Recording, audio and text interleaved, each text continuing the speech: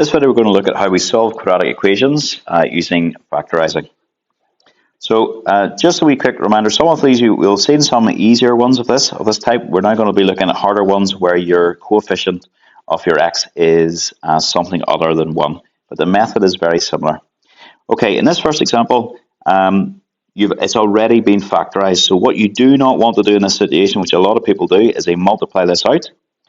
If you multiply it out, you'll have to multiply it out, and then you'll have to factorize it back to this situation anyway before you can solve it. So if you're in this situation here, you're in a lovely situation where you've got a times b, something times something else equals 0, and that can only happen if a equals 0 or b is equal to 0, and we'll see how this works in play here. So in this case, your first thing it's multiplying is 2x minus 5, so it could be 0, or the second thing could be equal to 0, and then I would just do a line down and then just solve these. So you've got two linear equations.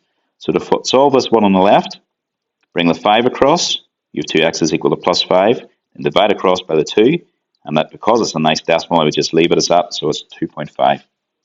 This one, bring the 2 across, becomes minus 2, and divide across by the 3, so it's minus 2 over 3, and do not write that one as a decimal. Minus 2/3 is a perfect answer. If you wrote it as a decimal, it wouldn't be a perfect answer. Okay, now the next one, we will need to use our sum and product method first. So we're going to factorize this whole thing. So my sum, and remember the sum is a number of x's, is 3. The product is 2 times the minus 20, which is going to be minus 40. And what you've got to do, and this is the only hard bit of this question, is figure out the two numbers that add to give 3 and multiply to give minus 40. So the method I have to do that is I go through minus 40 in all the different ways that we can get it. So a minus product means minus 1 times 40. It could also be minus 2 times 20. It could be minus 4 times 10. What else could we have? We could have minus 5 times 8. Oh, and there we go. Minus 5 and 8 add to give positive 3. So that's how we've arrived at these two numbers of minus 5 and 8. We then can rewrite the equation as 2x squared. Instead of 3x, we're writing minus 5x plus 8x, and then minus 20 equals 0. And then we're going to factorize this. So factorize the first two terms completely. I could pull an x outside, give me 2x minus 5.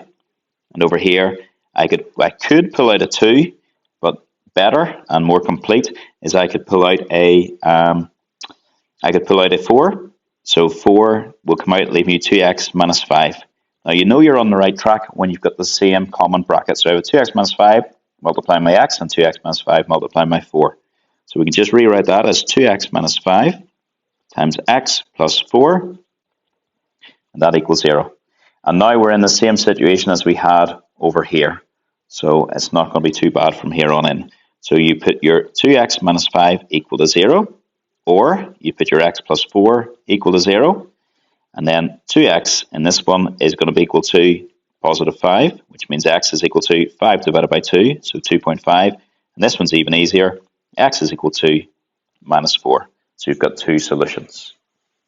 And I forgot to say, in general, a quadratic equation will have two solutions.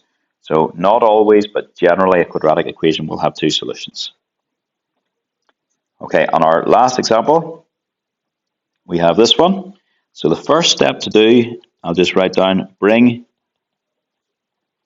all to one side. So we'll bring it all to the left-hand side. So your equation becomes 5x squared minus 6x minus 27 equals 0. And my sum is minus 6. And my product is 5 times minus 27. And I've cheated here. I've done that in my calculator. That is 135. Okay, you can get ones as tricky as this in an exam. I would just work through it. I'll just do this down the side here. We have got minus 135. And all those different ways we could get it. You could have minus 1 times 135. Let's scoot over here. Minus 1 times 135. What else could we do? And you just try this on your calculator. Minus 3 times 45. Minus 5 times 27. And minus 15 times 9. and I found it.